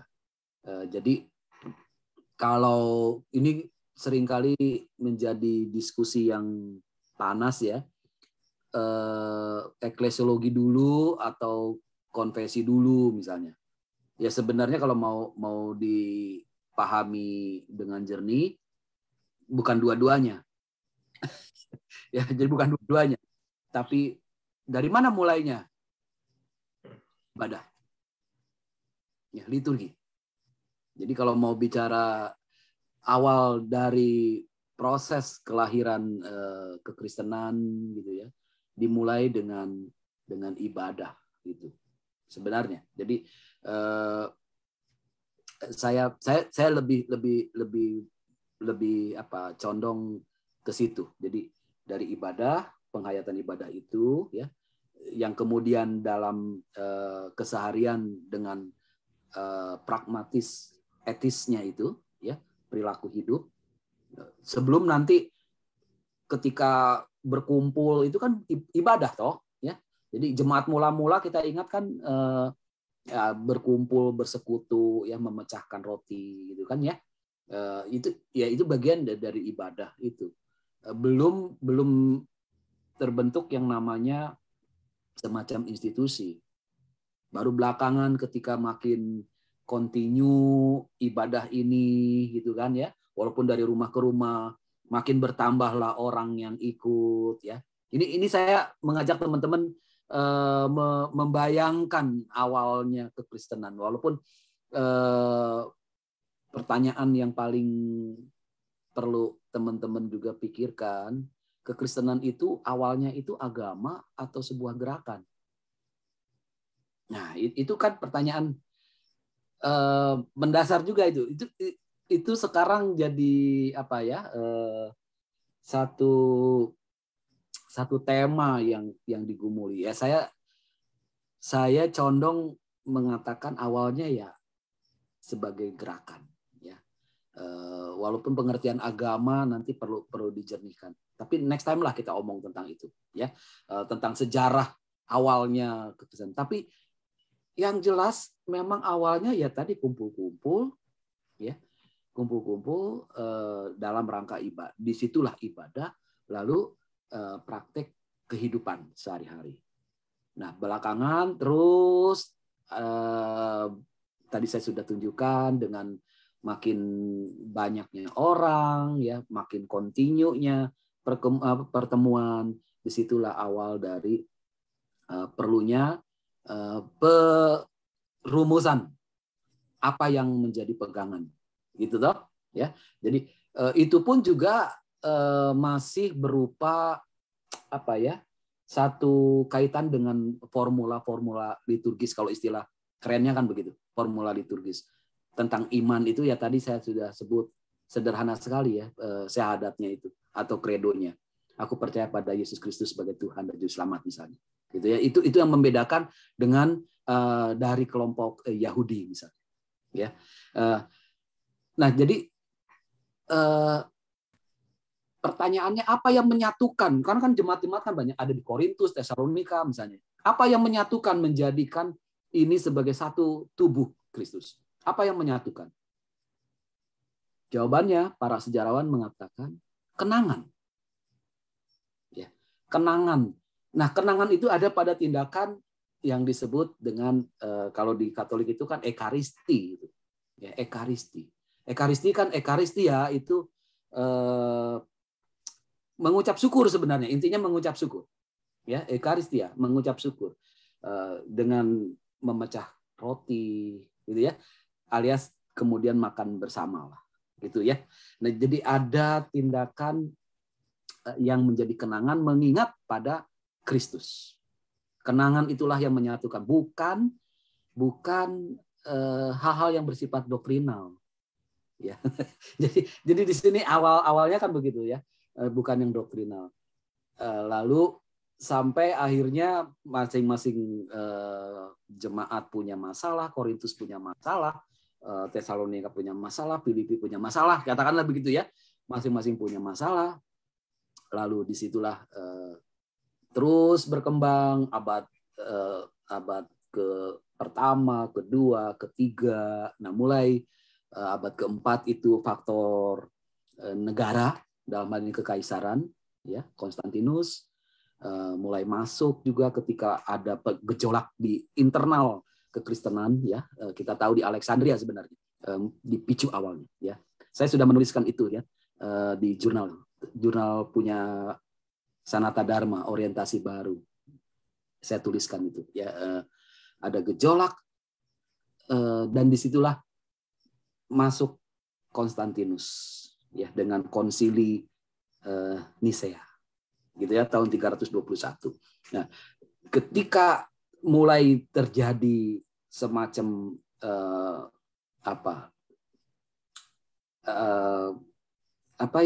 persahabatan yang akrab dengan kekuasaan, ya, gereja diakui sebagai gereja negara, bukan gereja, kekristenan, ya, diakui sebagai agama negara. Nah, disitulah mulai bertumbuh yang namanya pembenahan-pembenahan, liturgi dibenahi, termasuk juga nanti perumusan-perumusan iman. Nah, di situ baru dipahami tentang gereja itu seperti apa. Ya, eklesiologinya muncul di situ. Ya, ketika eklesiologinya dirumuskan, maka tim pemberlakuannya yang tadi Yoel katakan, ya, kalau ini sudah ada, ya, sekarang pelaksanaannya bisa top down, itu bisa begitu, ya, dari atas ini loh gereja itu seperti ini, ya. Apakah suara-suara dari bawah itu bisa mengubah yang eklesiologis? Mestinya iya, ya, mestinya iya. Tapi ini kan sekali lagi bagaimana berkaitan erat dengan sistem institusionalnya. Apakah dibuka kemungkinan-kemungkinan suara-suara dari bawah itu untuk merumuskan ulang atau merevitalisasi doktrin yang sudah dipegang. Jadi hubungan dengan eklesiologi yang dimaksud adalah dengan konfesi itu mestinya, ya, tadi, ya, kalau kredo atau konfesi itu terbenam, ya, tertanam dalam diri jemaat, dihayati, lalu ekspresinya itu masing-masing mungkin khas, ya, lalu menjadi sebuah kritik terhadap sistem institusi yang berjalan, termasuk eklesiologinya misalnya, ya, maka dari situ tinggal apakah suara itu bisa didengar, ya, apakah punya wadah mendengar atau menerima suara-suara yang ada dari jemaat. Nah, itu berkaitan erat sekali lagi dengan yang namanya kekuasaan dan sistem institusi. Ya. Jadi mungkin Yoel, eklesiologi yang dalam bayangan kamu mungkin, ya, ini berkaitan dengan sistem pemerintahan gerejawi. Ya, kalau misalnya seperti sistem kongregasional yang memang ada di tangan para hamba Tuhannya, gitu ya, pendetanya kah atau pastornya, ya, kongregasional kan sistemnya begitu, ya, langsung ke jemaat, maka apapun selalu dari atas, ya, dari si pendetanya atau pastornya, dari atas, itu sistemnya top down, kongregasional. Yang saya pelajari begitu, ya, dari Pak Lazarus Purwanto ini, ya. Lalu ada sistem presbiterial, ya. Lalu, ya, episkopal juga sama, jadi lebih hierarkis, gitu kan, episkopal. Yang kemudian kita kenal juga di Katolik Roma itu papalisme, walaupun sebetulnya, ya, tidak beda dengan episkopal, ya, kepemimpinan dari atas. Maka ada yang disebut ketaatan terhadap uskup, ya. Ketaatan terhadap uskup itu berarti, ya, harus taat apa yang diajarkan, ada magisterium gereja, ya. Jadi ada yang diajarkan oleh gereja, semuanya harus taat. Itu hierarkisnya kelihatan, ya. Walaupun sebetulnya semangatnya mau bersama-sama. Nah, ini Vatikan kedua, Konsili Vatikan kedua membuka peluang mendengar suara, ya. Itu maka gereja Katolik itu sebenarnya sejak Vatikan II mengalami perubahan-perubahan. Sudah mau mendengar juga suara-suara yang ada, ya. Jadi tidak sangat kaku dalam arti hierarkis. Presbiterial dengan ada tambahan presbyterial sinodal misalnya gitu ya. Kalau GPIB presbyterial sinodal toh. Betul nggak ya? Ya, betul. Ya, presbyterial sinodal sama lah kita dengan GKI juga ya. Mestinya ruang mendengarkan suara itu ada. Mestinya. Ya toh? Ya, karena presbyterial sinodal itu berarti bukan kongregasional yang top down, ya, bukan episkopal juga, ya. Presbyterial ini berarti kan bersama-sama ini, bersama-sama, maka peran dari jemaat lokal ke majelis jemaat, ya, majelis jemaat paling mendasar itu majelis jemaat itu mestinya suara-suara itu bisa gitu ya. Nah, bagaimana suaranya didengar ya itu bergantung dari nanti apakah sinode di sini pengertiannya benar-benar sinode atau malah pengertiannya episkopal gitu. Ya, maka ada istilah kan sinodenya yang kuat gitu ya. Sebenarnya kalau sinode kuat tuh bagus. Dalam pengertiannya benar, sunhodos toh. Sunhodos itu jalan bersama-sama. Ya kan? Ya sinode kan itu ya. Berjalan bersama-sama. Kalau sinodenya kuat berarti bagus, jalan bersama-samanya bagus. Ya. Tapi kalau pengertian sinode kuat itu artinya orang-orang yang duduk sebagai pemangku kekuasaan sinode itu yang menentukan segala-galanya. Nah, ini bukan lagi presbyterial sinodal gitu ya. Itu namanya sudah episkopal. Itu ya, itu kalau mau dilihat dari sisi sistem pemerintahan gerejawi dari pertanyaan Yoel tadi. Kalau eklesiologinya bukan hanya sistem gitu Pak. Tadi kan menarik kalau misalnya dilihat dari spiritualitasnya gitu ya. Kemudian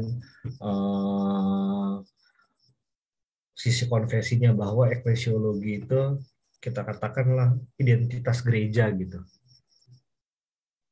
Itu bisa gitu Pak ya, bahwa itulah sebenarnya identitas gereja, jadinya konfesi itu menunjukkan eklesiologinya gitu. Ya, ya. Jadi kalau nanti kan tercermin ya kalau misalnya sudah ada ya rumusan konfesinya itu di situ tercermin ada eklesiologinya. Gitu. Maksud saya tadi ya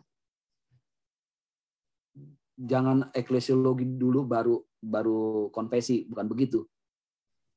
Tapi justru penghayatan iman ini yang memberikan apa ya? Ya sebetulnya nggak bisa dipisah. Ada eklesiologinya di situ, ada juga eskatologinya misalnya ya. Jadi ya disitulah sebenarnya kalau teman-teman sempat melihat, boleh juga diunduh ya di Google, cari aja Konfesi GKI 2014. Biasanya nanti larinya ke tempat saya tuh, di download aja ya di Akademi Edu-nya saya tuh saya sudah upload. Silakan dilihat kayak gimana sih barangnya Konfesi GKI 2014 supaya bisa dipelajari juga. Dan yang menarik juga tadi seperti katakan itu proses atau karena diawali dari cinta tadi ya, proses menjadi gitu ya Pak ya. Maka kan semestinya ya tadi konversi eklesiologi juga itu proses yang apa terus gitu. Ya, Yeah. ya. Jadi bergantung pada nanti konteksnya yang berubah itu ya, konteks yang berubah. Lalu bagaimana kita tetap ada prinsip yang dipegang, itu yang kontinuitasnya itu kan prinsipnya itu ya. Ya apa sih misalnya ada yang tanya tuh, prinsipnya apa sih yang dipegang teguh? Prinsip pegang teguh ya paling yang simpelnya adalah sesuai dengan kredonya aja. Yang kredo ya katakanlah pengakuan iman rasuli ya itu kan prinsipnya. Ya ini supaya mudah aja ini. Prinsipnya itu. Yang tinggal sekarang detailnya, rinciannya, nah itu bergantung pada konteksnya. Tadi saya pakai contoh gereja pemancar Injil itu ya, yang di Kalimantan Utara itu konteksnya Kalimantan dengan kondisi krisis hutan misalnya ya. Maka konteks itu yang diangkat menjadi bagian dari pengakuan imannya. Itu bagus banget menurut saya. Ya, jadi belum ada sih sekarang yang apa tuh konfesi yang untuk konteks Indonesia ya, saya belum menemukan yang memang betul-betul spesifik ya berkaitan dengan itu, berkaitan dengan konteks. Gitu ya. Ya, makasih Pak. Ini menarik ya, kayak pemahaman iman GPIB gitu, ada bangsa dan negara gitu. Kita ada pokok tentang bangsa negara, tentang sumber daya. Nah, ini sebagai karena tadi GKPI yang ditarakan juga ternyata bahas itu. Nah, kita juga Ya. ada apa bangsa dan negara, saudara. Menarik juga GPIB bahas secara khusus gitu kan, negara dan bangsa itu pokok itu.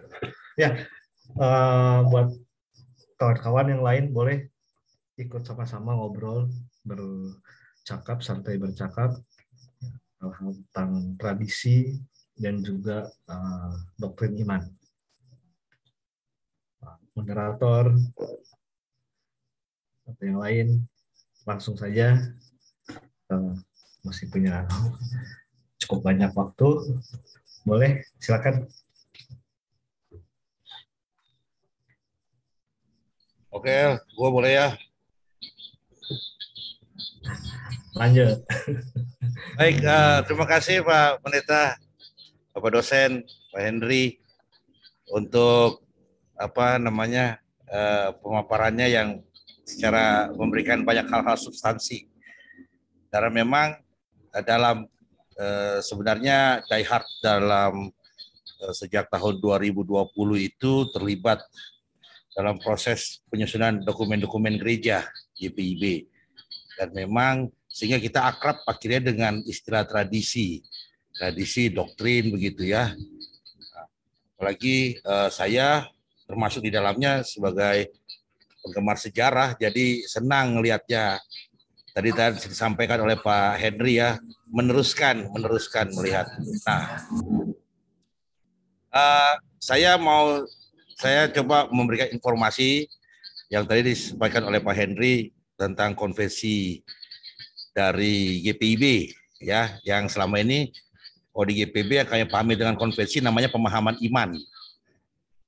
Pada tahun 2021 kemarin persidangan itu ada relevansian atau pemutahiran pemahaman iman, revisian pemahaman iman, tetap dengan 7 pokok yang memang sudah dari tahun 86 dibuat, yaitu pokok keselamatan, gereja, terus manusia, sumber daya, bangsa negara, masa depan, dan firman Tuhan. Jadi pemilihan pokok-pokok itu karena dilihat sebagai tema-tema yang dari situ bagaimana GPIB mengelaborasikan pemahamannya, imannya gitu ya, imannya dalam kaitan dengan tema-tema teologi itu.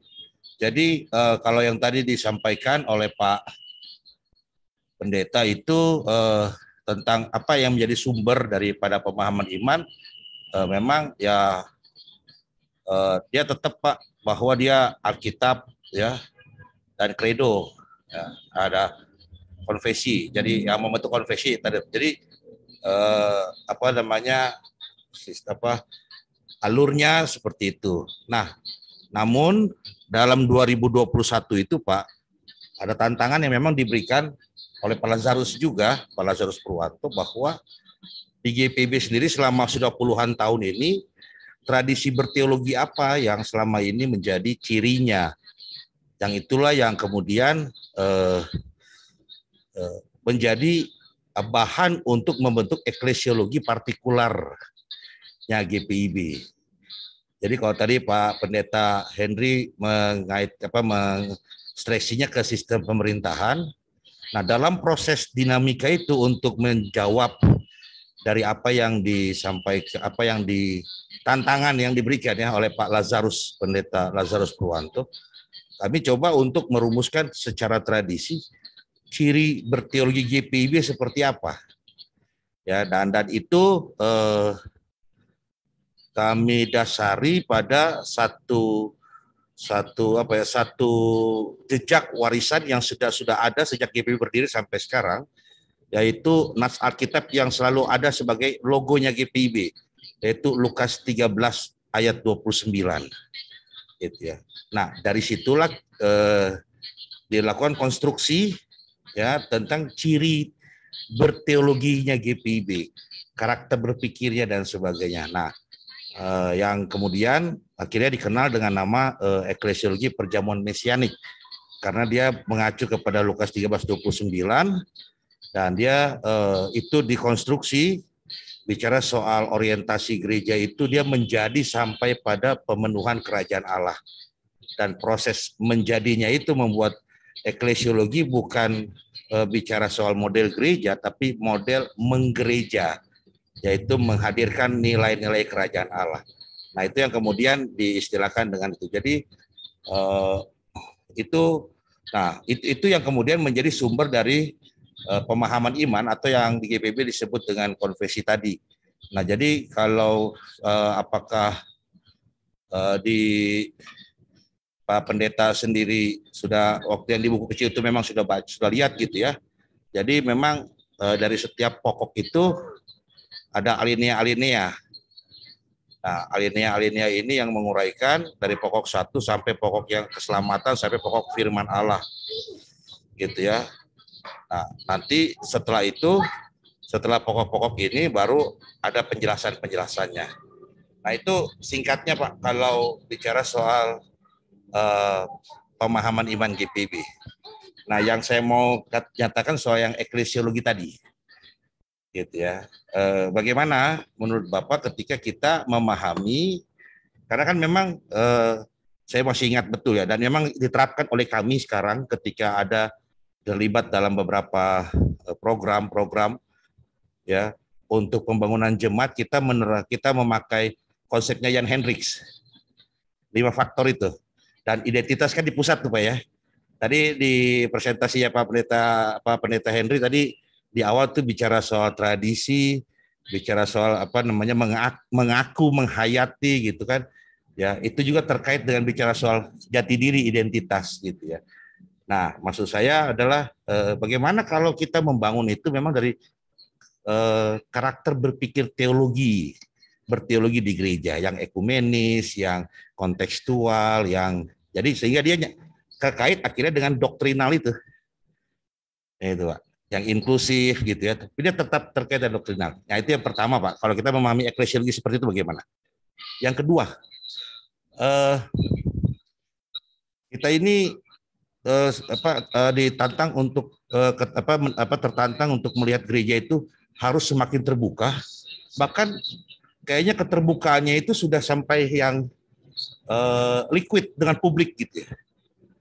Ya, dia menjadi kayak semacam apa yang menjadi isu publik itulah menjadi isu gereja misalnya. Nah, bagaimana kita bisa ya tadi, kalau tadi saya lihat dalam presentasi Bapak ada pembedanya, ada pembatas sosialnya itu, keunikannya gitu ya. Bagaimana kita bisa menginternalisasi atau mengformulasi keunikan kita tanpa membuat kita eksklusif misalnya. Karena waktu pas kami merumuskan ini Pak, dokumen-dokumen teologi itu, kita punya prinsip pemikiran justru dari partikularitas kita melihat universalitas Allah yang membuat kita kemudian menguniversal gerakan menggereja kita. Nah, seperti itu justru dari partikularitas. Nah, sekarang ketika kemudian kalau begitu sekalian aja jadi universal, kayaknya nggak bisa gitu, realistis.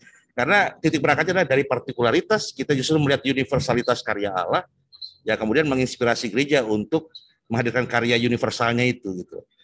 Justru dia partikular. Tapi ada yang bilang ya kalau gitu sekalian aja, sekarang berarti berpijak pada universal aja, gitu. Nah, gimana Pak? Terima kasih Pak Pendeta. Semoga saya bisa cukup jelas menyampaikan tanggapan saya. Bapak. Ya, oke. Jadi saya malah jadi makin jelas maunya apa teman-teman di Die Hard ini ya. Maksudnya karena kan dari topik yang saya sampaikan barangkali hanya memberikan semacam gambaran saja kedudukan tradisi ya, lalu doktrin iman. Nah, sekarang pertanyaan dari Bung Henry ini kan bagaimana nih dari doktrin iman ini dalam kaitan pembangunan jemaat. Begitu ya. Yang pertama itu tadi ya, doktrin iman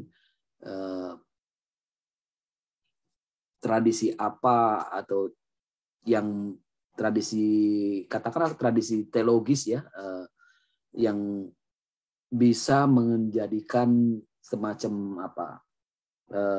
dorongan atau gerak untuk pembangunan jemaat. Lalu nanti kan bicaranya bagaimana ini nanti merumuskannya itu ya. Ya ini saya jadi ingat proses dalam rangka perumusan konvensi GKI ya. Saya kembali dari pengalaman saya di GKI. Waktu awal-awal bekerja di Komisi Konvensi itu, tahun 2002 saya sudah diminta sebagai ketua oleh Pak Lasarus tuh ya, Pak Lasarus, Pak Yowas. Perumusan itu didasari dengan satu doktrin iman, spiritnya itu tentang sejarah keselamatan. Jadi itu yang menjadi dasar sejarah keselamatan. Kita menguraikannya itu dari situ, berangkat dari situ. Tapi nggak berhasil, gitu ya, nggak berhasil sampai akhirnya kembali lagi bekerja saya di 2010 setelah selesai studi di Jogja. Pak Yowas masuk kan dengan teologi yang menjadi sumbangsih bagi sekarang konteks Indonesia, yaitu teologi trinitarisnya atau trinitas itu ya, perikoresisnya. Lalu muncullah gagasan untuk mengubah. Jadi dasarnya itu doktrin iman yang dipakai dalam rangka mengembangkan perumusan konvensi itu bukan lagi sejarah keselamatan, tapi dasarnya trinitas.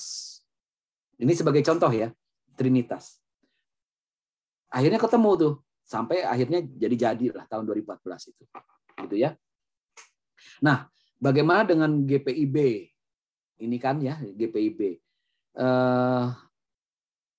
Ya tadi sudah ada ya. Kalau pertanyaan dari para sesudara, tradisi apa yang mau dihidupi? Tradisi teologis apa gitu ya? Teologi apa yang mendasari untuk hal ini ya? Dalam nanti kaitannya dengan pembangunan jemaat. Ya bergantung nanti teman-teman sepakatnya apa begitu ya. Kalau tadi ada nilai-nilai kerajaan Allah, ya misalnya kerajaan Allah itu yang mau digali, ya digali berangkat dari situ.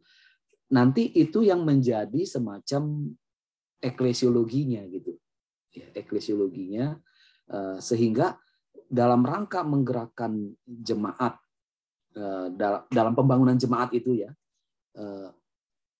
Itu katakanlah spiritnya, jiwanya itu adalah kerajaan Allah, ya, Injil kerajaan Allah. Kalau sekarang kan di GKI ini sejak konvensi GKI 2014 spiritnya itu perikoresis trinitaris itu trinitarian gitu ya. Kami sekarang begitu. Kekhasannya dengan trinitas misalnya, kekhasannya adalah persekutuan. Jadi perumusan tentang pelayanan, pekabaran Injil itu semua dalam koridor, dalam payung persekutuan. Karena penghayatan perikoresis trinitaris tampaknya itu yang menjadi utama. Ya menurut kami. Nah, nanti kalau teman-teman di GPIB ketika mau mengembangkan berangkat dari Injil kerajaan Allah, Injil Kerajaan Allah kan luas nih. Yang mana yang menjadi kekhasannya? Ya, yang bukan hanya khasnya, tapi yang memang menjadi semacam milik dari GPIB, jemaat GPIB. Nah, mau tidak mau itu memang harus melakukan semacam survei ya ke jemaat-jemaat gitu ya. Atau paling tidak ya bisa, karena GPIB kan lebih besar daripada GKI ya, ke pendeta-pendetanya misalnya. Ini yang biasa sebenarnya saya pernah menyampaikan tentang DNA gereja bersama Pak Lazarus juga tuh ya, DNA gereja. Jadi bicara hal seperti ini, sorry.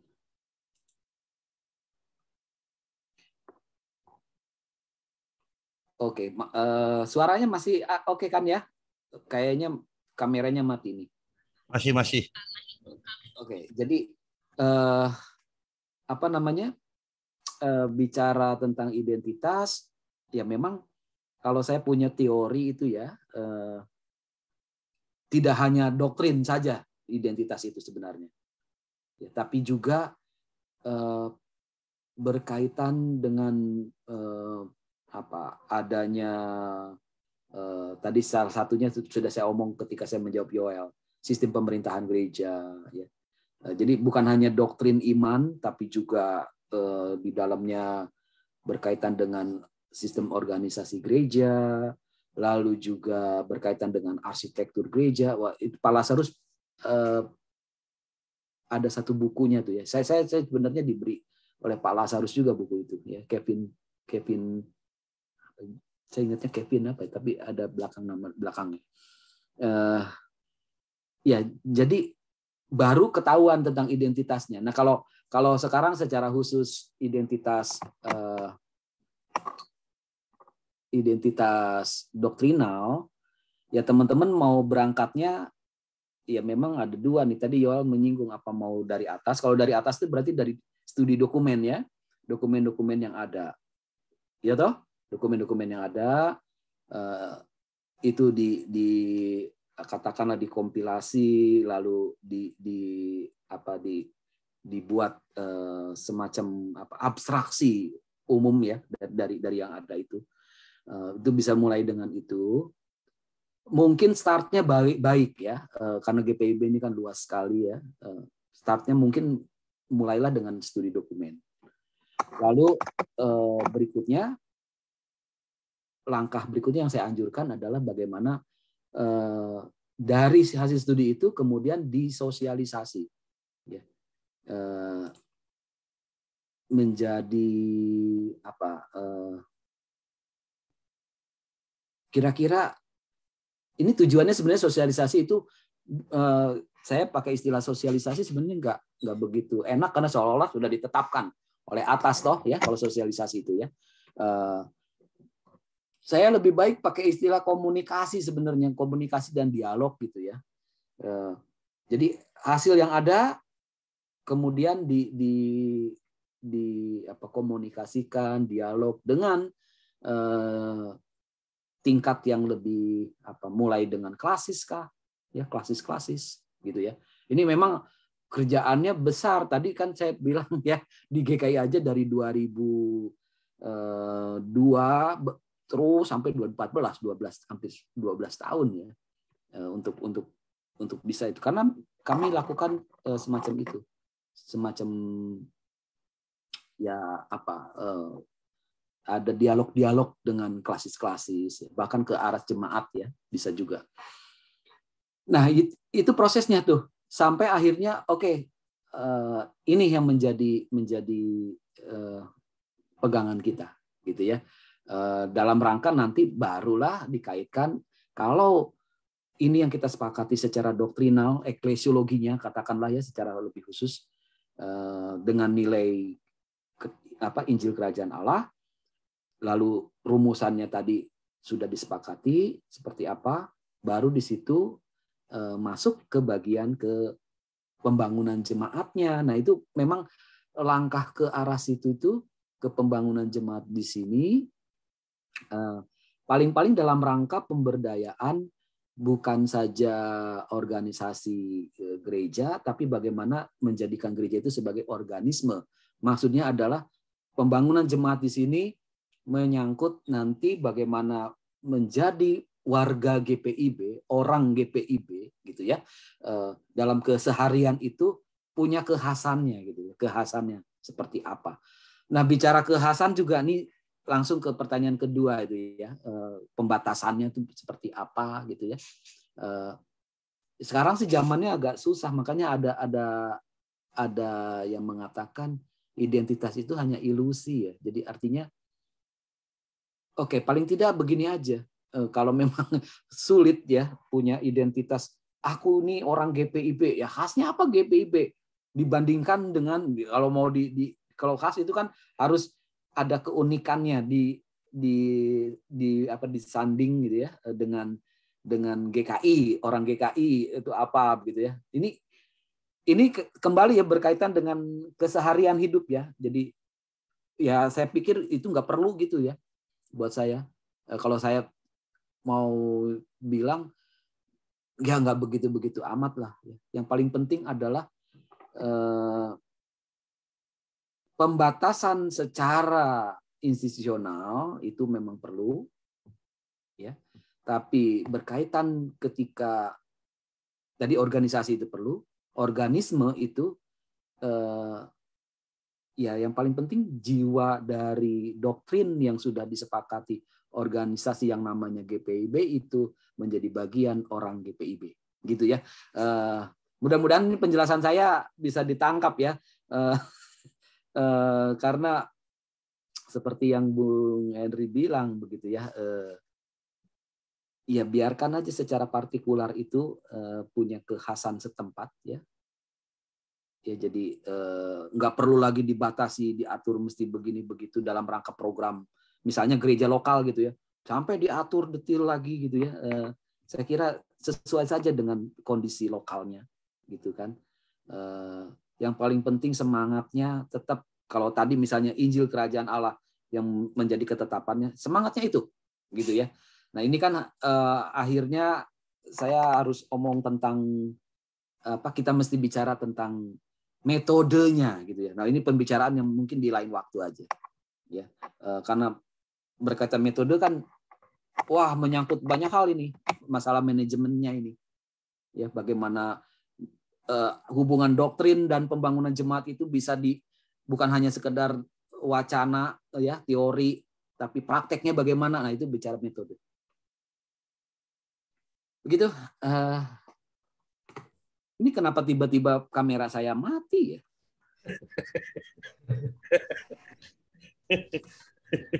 Yang kelihatan background buku-bukunya. Makasih.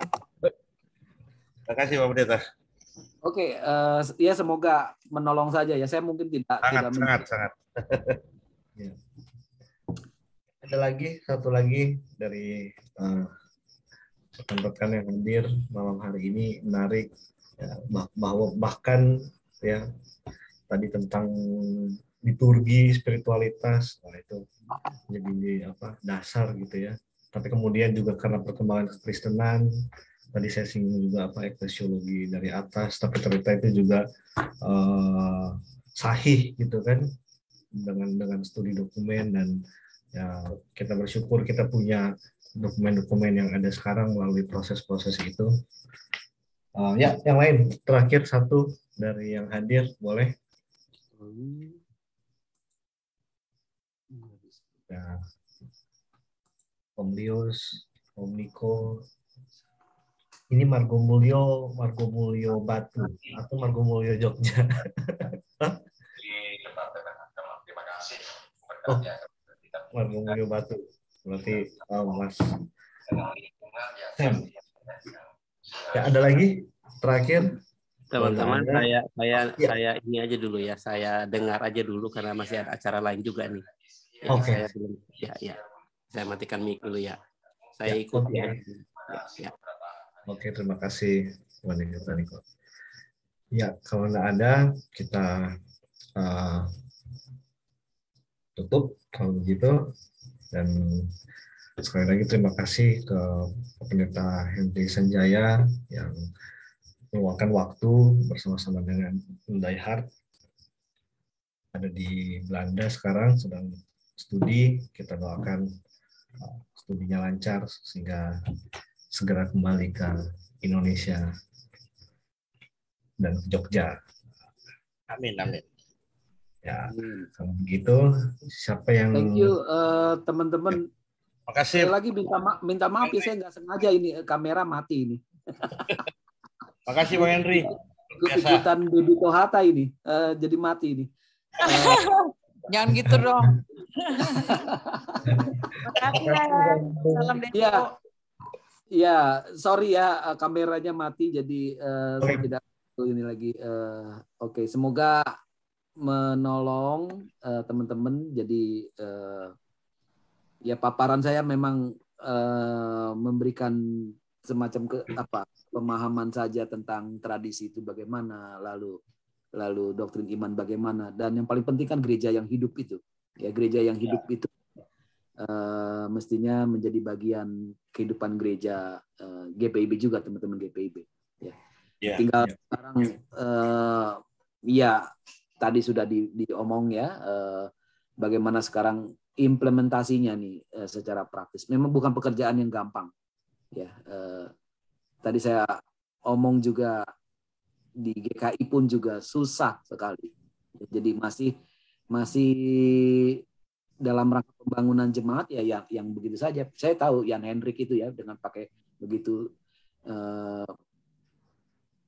karena kami sudah mulai kompleks ya gerejanya gitu ya. Apalagi GPIB saya bisa bayangkan betapa kompleksnya. Gitu ya. Kompleksitas gereja ini gitu ya. Jadi ya walaupun sulit tapi semangat untuk terus lanjut. Oke gitu ya. Terima kasih. Terima kasih Yan. Salam Depo. Terima kasih yang metode ya. Nanti diatur lagi waktunya untuk metodenya itu ya. Ya, terima kasih Pak Henry sekali lagi untuk waktunya. Apalagi yang bagian akhir itu kita tutup dengan doa. Sudah mau berakhir ini ya? Ya, sudah mau berakhir. Nanti kita akan undang lagi untuk tadi tentang metode. Tapi malam hari ini kita mendapatkan masukan berharga tentang tradisi, ya, tanpa harus menjadi gereja yang tradisional, kaku, bahkan harusnya menjadi gereja yang hidup. Gitu. Oh ya, sama Pak Pendeta. Jadi tadi Pak Pendeta Henry sebut nama Bu Pendeta Dewi Tohata di awal. Boleh Bu Pendeta yang berdoa. Komisi teologi kita. Oke, ya, mari kita berdoa. Terima kasih ya Tuhan untuk waktu yang telah Kau anugerahkan dan Kau berikan bagi semua kami pada saat ini, sehingga bersama dengan Pendeta Henry yang boleh membagikan ilmu bagi kami dalam diskusi kami pada malam hari ini. Kami sungguh bersyukur dan berterima kasih atas apa yang boleh Ia anugerahkan, Ia berikan bagi kami di malam hari ini. Kami juga mau mendoakan Ia bersama dengan istri terkasih Debo yang bersama-sama dengannya berada di Belanda saat ini dalam menyelesaikan tugas dan tanggung jawabnya di sana. Anugerahkan kekuatan kesehatan, berkati keluarganya ya Tuhan, sehingga semua berjalan dengan lancar dan Ia boleh kembali ke Indonesia untuk menjalankan tugas dan tanggung jawabnya. Terima kasih ya Tuhan, kami serahkan diskusi kami ini, percakapan kami ini dalam tangan Tuhan, agar kami juga boleh berkarya dan memberikan yang terbaik khususnya di GPIB. Dalam pertemuan-pertemuan kami selanjutnya, kami juga mohon penyertaan dan bimbingan Tuhan, supaya lewat diskusi-diskusi seperti ini kami semakin diperkaya untuk saling memperlengkapi satu dengan yang lainnya. Terima kasih Tuhan, inilah doa syukur hati kami. Di dalam nama Tuhan Yesus kami berdoa. Amin. Amin. Terima kasih. Amin.